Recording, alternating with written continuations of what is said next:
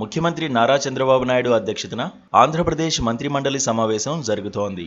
వెలగపూడిలోని సచివాలయంలో చంద్రబాబు అధ్యక్షతన AP cabinet భేటీ కొనసాగుతోంది. ఈ మంత్రివర్గ సమావేశంలో పలు కీలక ప్రతిపాదనలపై ఏపీ కేబినెట్ చర్చించినట్లు సమాచారం. సిఆర్డీఏ 46వ అథారిటీ నిర్ణయాలకు ఆమోదం తెలపనున్నట్లు తెలిసింది. అలాగే రాజధాని అమరావతి నిర్మాణానికి కావాల్సిన నిధుల సమీకరణ కోసం సిఆర్డీఏ కమిషనర్కు అనుమతిచ్చే అవకాశాలు ఉన్నాయి.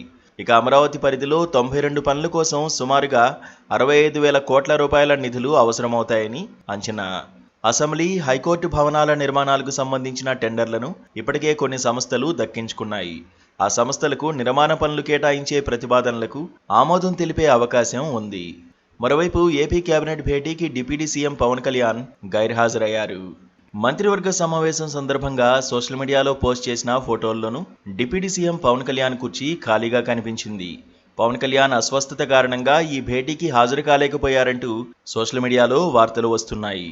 వాస్తవానికి ఏపీ కేబినెట్ భేటీ నేపథ్యంలో ఉదయం 10:30కు డిప్యూటీ సీఎం పవన్ కళ్యాణ్ సమావేశం కోసం వచ్చారని, అయితే సమావేశం ప్రారంభమయ్యేలోగా ఆరోగ్యం సహకరించకపోవడంతో అక్కడి నుంచి వెళ్లిపోయారంటూ నెట్టింట ప్రచారం జరుగుతోంది.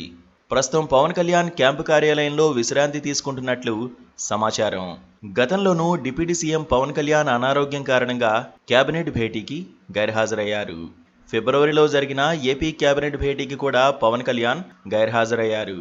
వైరల్ ఫీవర్, స్పాండిలైటిస్ కారణంగా పవన్ కళ్యాణ్ ఏపీ మంత్రివర్గ సమావేశానికి హాజరు కాలేకపోయారు.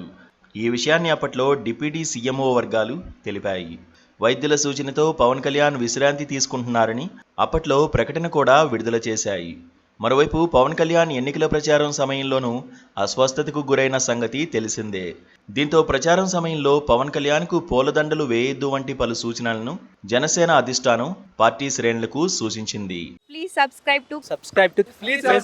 Please subscribe to KTV Telugu. KTV Telugu. KTV Telugu. KTV Telugu channel.